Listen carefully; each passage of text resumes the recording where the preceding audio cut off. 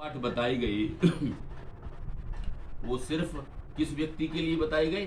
जिस आदमी की डेथ हो गई है और अपने जीवन में उसने कोई धार्मिक अनुष्ठान, सत्कर्म, तीर्थों का सेवन, आचार्य परंपरा का सम्मान है, अतिथि देवो भव की भावना से आगंतुकों का स्वागत सत्कार और पूजा पाठ अनुष्ठान वैदिक संस्कृति के अनुसार अगर ये न कर पाया तो लास्ट में जाके बाको कल्याण तो कर दो, इसी से संबंधित पूजा पाठ होता है।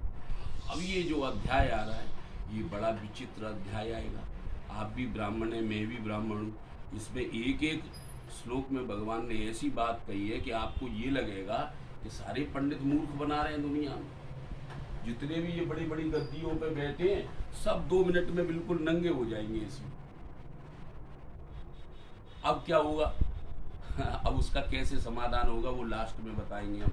लेकिन ये अध्याय ऐसा है कि भगवान ने इस अध्याय में प्रश्न क्या है गरुण जी का, पहले वो समझ लो। श्रुता मया दया सिंधु यज्ञानि जीव संस्कृति अधुना श्रोतुमिच्छामि मोक्षोपायम सनातनम।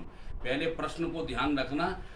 गरुण जी प्रश्न ये करते हैं कि प्रभु अब हमको ये बताओ कि उसका तो कल्याण हो गया, जाने वाला था, उसके निमित्त जो भी कर सकते थे परिवार वालों ने वो सब कर दिया, लेकिन हमको एटलीस्ट ये बात बताओ कि हम इस चक्कर में पड़े ही ना।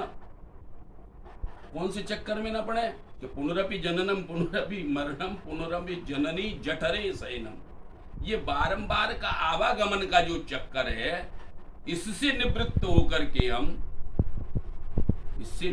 होकर के भगवान में ही समाहित हो जाएं, संकल्प विकल्प से विवर्जित हो जाएं। भाई जन्म लोगे ना, अगर पांच भौतिक सब कार्यक्रम शुरू होगा। हाँ, अगर पांच भौतिक शरीर लेकर के इस जगत में जन्म लोगे तो आपके जन्म के साथ में ही संकल्प और विकल्प का जन्म होता है। समझ गए ना? Desires become unlimited. When you born, your desires also born with you. है ना? आपके साथ में आपकी इच्छाएं भी जन्म लेती है। तो गरुण जी का प्रश्न क्या है कि प्रभु मेरी ये सुनने की आज इच्छा है कि मोक्षोपायम सनातनम, सनातनम है ना, जिसका आदि मध्य पर अंत नहीं है, ऐसे मोक्ष पद को कैसे प्राप्त किया जाए। तो ये चक्कर ही ना पड़े, इतने सारे कर्मकांड अनुष्ठान इत्यादि करने की क्या चक्कर, झंझट में पड़ो। ये पूजा पाठ अनुष्ठान तभी तो करने पड़ेंगे जब आप जन्म लोगे तो कर्म करोगे तो उसका कर्म की प्रतिक्रिया होगी, क्रिया की प्रतिक्रिया होगी, उस प्रतिक्रिया स्वरूप ही आदमी नरक और स्वर्ग भोगेगा, और नरक और स्वर्ग भोगेगा तो फिर दोबारा जन्म लेगा, फिर वही परिक्रम। तो ये जो है ना, क्या कहते हैं, I want to be free from the recycle of death and birth. प्रभु मैं ये चाहता हूँ, ये जन्म और मृत्यु का जो चक्र है ना, I want to be free from this. मैं full time the universal freedom I want. मैं ये चाहता हूँ कि सर्वतंत्र स्वतंत्र मेरी आत्मा भगवान का ही चिंतन मंथन करे। ये प्रश्न है।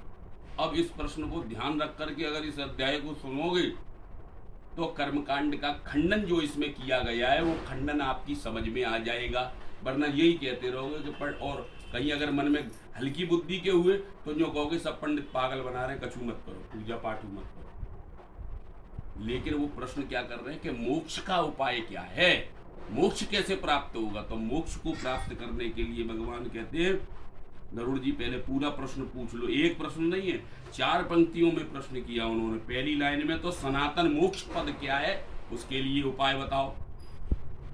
दूसरी लाइन में कहते भगवन देव देवेश शरणागत वत्सल असारे घोर संसारे सर्व दुख मलीमसे नानाविध शरीरस्था यनंता जीवराशय जायन्ते च म्रियन्ते च तेषा मंतो न विद्यते।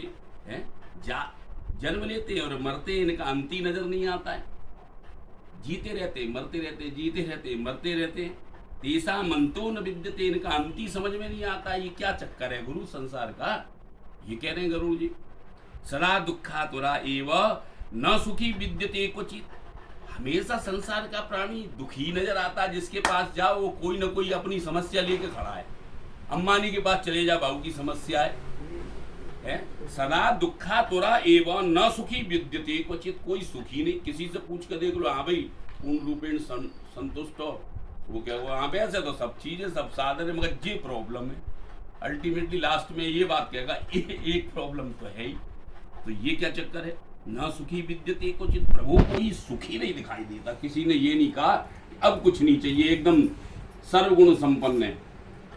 कीनोपायेन मोक्षेश मुच्यन्ते वद में प्रभु। हे प्रभु ऐसा कोई उपाय जप तप अनुष्ठान बताओ जिससे मोक्ष के उच्चतम पद को प्राप्त किया जाए।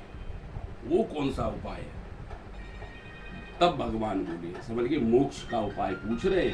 हाँ, भगवान बोले सुताक्षो प्रवक्ष्यामि यन्माम त्वं परिपृच्छसि। इस अध्याय में आपके सारे डाउट्स क्लियर हो जाएंगे, है ना। शृणुताख्यो प्रवक्ष्यामि यन्माम त्वं परिपृच्छसि यस्य श्रवण मात्रेण संसारात् मुच्यते नरः। भगवान कहते हैं हे गरुड़ सुनो, तुम जो पूछते हो ना वही कहता हूँ। जिसके सुनने मात्र से ही नर संसार की आवागमन से मुक्त हो जाता है। अस्ति देव परब्रह्म स्वरूपी निष्कलः शिव सर्वज्ञ सर्वकर्ता च सर्वेषु निर्मलोद्भयः।